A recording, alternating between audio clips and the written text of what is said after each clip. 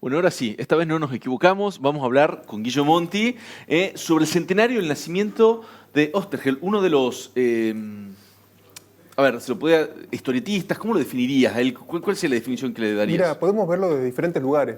Desde el lugar del guionista de historieta, que sería el más simple y el más conocido, pero en realidad es una gran figura de la historia de la cultura argentina. Podríamos ponerlo en ese lugar, ¿no? Bien. La producción ha preparado una serie de imágenes que nos van a ir acompañando, que tienen que ver con la vida de Oesterheld y tienen que ver con su trabajo. Sí.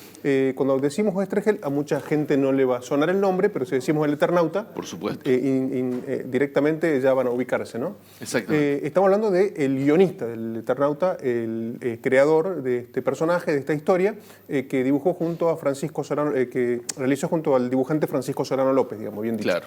Te decía, José, que es una figura muy interesante para ahondar en su historia, más allá de su trabajo, bueno, por lo trágico de su fin, vamos a contar un poco cómo fue su final, pero sobre todo por lo que significa para la historia de la cultura, como te decía, desde ese lugar que trasciende el guión de la historieta, sino como un gran escritor.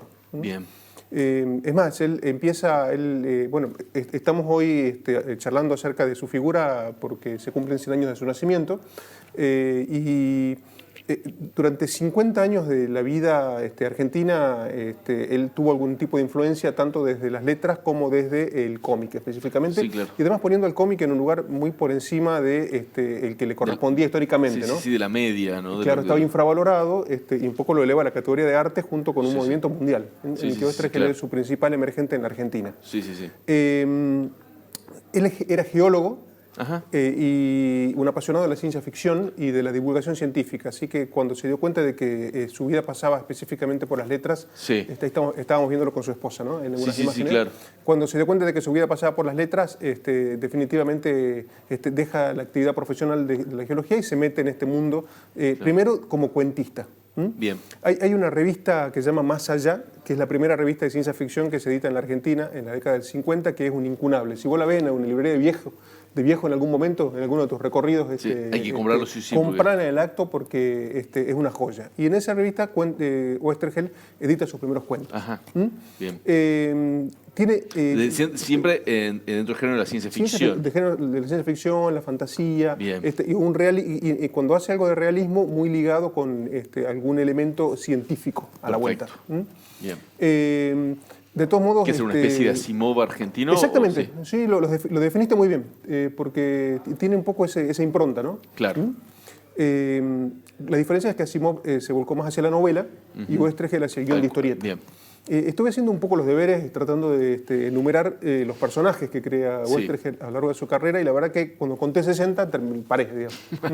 Llegué a los 60 y dije, porque la verdad que era un creador inagotable, un tipo de una imaginación que además muy rico, muy influenciado por sus lecturas de niño, entonces tenía un gran bagaje cultural y podía meterse en diferentes géneros. A ver, por ejemplo, tiene series, hablando de cómics siempre, ambientadas en el mundo de lo bélico, en la guerra. Ahí vimos al pasar Ernie Pike. Ese Ernie Pike que vimos ahí es la historia de un corresponsal de guerra durante la Segunda Guerra Mundial, con dibujos nada menos que del italiano Hugo Pratt, uno de los grandes también del cómic mundial. Lo está reeditando en este momento la editorial Planeta. Así que se lo puede encontrar en los kioscos o en las librerías, a la historia de este personaje que, como te decía, es un corresponsal y a través de sus relatos va un poco detallándose la crudeza de la guerra. Bien. También tiene un personaje de guerra que se llama Bull Rocket, que es un piloto de pruebas, por ejemplo. En el campo del western hizo, no me quiero olvidar del Sargento Kirk, que es también con Hugo Pratt en los dibujos, la historia de un militar en la Guerra de Secesión estadounidense que deja esa vida y se va a proteger a los indios, ¿no? Y hay muchos cómics relacionados con el western hechos en Argentina. Tenemos un personaje en la Gaceta parecido a Yacaró, incluso, que anda dando vueltas. Y el Sargento Kirk es un poco el iniciador de toda esa saga de western que vendría después en la editorial Columba, por ejemplo. También con dibujos de Pratt. Hizo un boxeador que era el Indio Suárez, con dibujos de Carlos Freisas. Y ya metiéndonos un poco en el Eternauta, en la historia del Eternauta, él tiene un cómic que se llama Mort Cinder, que es posterior al Eternauta, pero un poco refleja su pasión por esto de los viajes en el tiempo, por los personajes que trascienden las realidades paralelas, que es como un inmortal que vivió grandes momentos de la historia y lo va contando en diferentes capítulos del cómic. Bueno, su gran obra es El Eternauta. Sí. Definitivamente no quería dejar de mencionar todos estos personajes para no reducir a Oesterheld a la figura de alguien que la pegó con un personaje y pasó la historia por eso. Claro. Al contrario. Además, él fue el fundador de la editorial Frontera, que tiene las revistas Frontera y Hora Cero, que son dos de los principales referentes del cómic argentino en la década del 50 y 60. Publicó en Mister X, publicó en la revista Rayo Rojo. Y justamente en Frontera, en Hora Cero, perdón, que es una de las revistas de Frontera, es donde empieza a publicarse El Eternauta en capítulos, porque nosotros lo tenemos muy reconocido El Eternauta como una obra, como un comic book completo. Empieza a editarse en capítulos el 4 de septiembre de 1957. Por eso el 4 de septiembre se celebra el Día de la Historieta Argentina. Bien. Porque salió el primer número de la revista Hora Cero semanal y salió el primer capítulo del Eternauta. Y yo tengo una consulta vinculada con la figura del Eternauta, ¿no? Porque el Eternauta, su figura en sí misma también fue utilizada por la Cámpora en algún momento. Claro, exactamente. Y la figura de Oesterheld también se vinculó, o el kirchnerismo, por ejemplo, la tomó bastante como una especie de identificación cultural. ¿Qué nos puedes comentar sobre esto? Mira, este es un tema con el que íbamos a charlar un poco, íbamos a cerrar esto, pero es interesante que lo trajeras a colación porque tiene que ver con el destino de Oesterheld. Sí. Él empezó a militar siempre tuvo, en sus historias, cuando vos lees sus guiones, estás palpando su impronta de denuncia social, digamos, ¿sí? Siempre en posiciones muy radicalizadas, de izquierda, por ejemplo, en la década del 60 él él escribe la historia del Che Guevara y se publica con dibujos de Alberto Breccia, que esa historieta es censurada y retirada de los kioscos por la dictadura de Onganía. Después había quedado en hacer una sobre Perón y nunca se concretó. Bueno, todo eso fue trasluciéndose primero en sus escritos. Sí. Y ese posicionamiento después se trasladó, ya le puso el cuerpo a la política. Bien. Y en la década del 70 empieza a militar en Montoneros. Oesterheld se casó con Elsa Sánchez, tuvo 4 hijas. Tanto Oesterheld como sus 4 hijas están desaparecidas.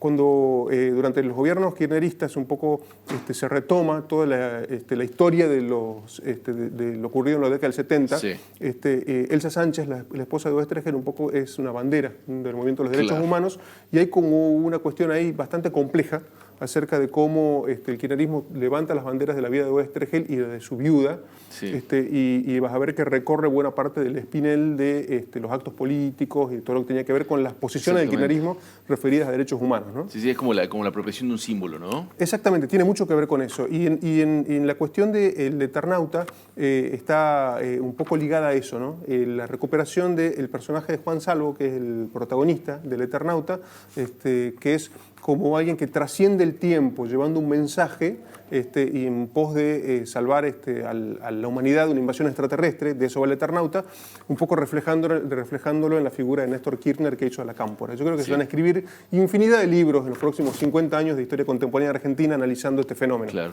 Y otra cuestión que te quería consultar, puntualmente vos lo dijiste recién, este artista lo que hace es elevar al cómic de ser algo menor, lo lleva a un nivel mayor, ¿no? Con otra entidad.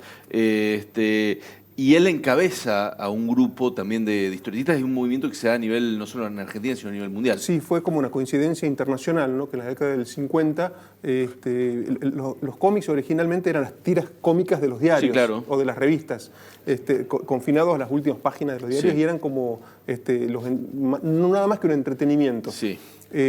Por supuesto que antes de esa época hubo muchas manifestaciones, tanto en Argentina como en el resto del mundo, de una elevación del cómic de la categoría de tira gráfica a obra integral. Claro. ¿Sí? Pero lo que ocurre con la proliferación de todas estas revistas que te iba nombrando, Mister X, Frontera, Hora Cero, el Rayo Rojo y las que vinieron después, las famosas de Columba, Intervalo, D'Artagnan, el Tony Fantasía, por ejemplo, en la Argentina, bueno, vimos Scorpio ahí al pasar muchos títulos, lo que hizo fue que la popularidad del género pasó de las tiras de los diarios y de las revistas a tener su propia fuente, su propio sostén, que fueron las revistas de cómics. Claro. Y de ahí pasó a la categoría de comic book.